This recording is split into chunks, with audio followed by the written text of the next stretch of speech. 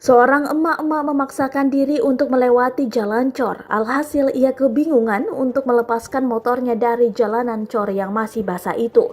Momen itu diunggah akun Facebook Audrey Kayla beberapa waktu lalu. Nampak dari video, emak-emak itu hanya linglung seperti mencari orang yang dapat membantunya. Motornya pun kesusahan untuk terlepas dari jalanan cor itu seakan sudah merekat. Bahkan kaki si emak-emak itu ikut tertanam. Ia lalu berusaha sendiri untuk mendorong motornya terbebas dari jalan cor yang basah.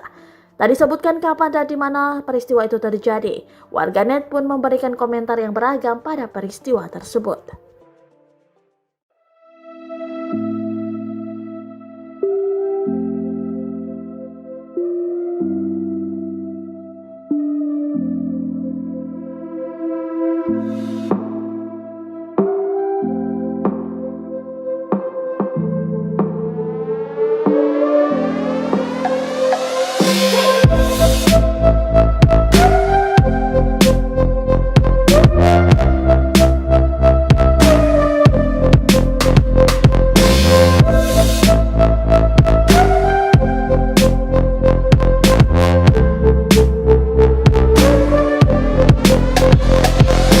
Terima kasih sudah nonton.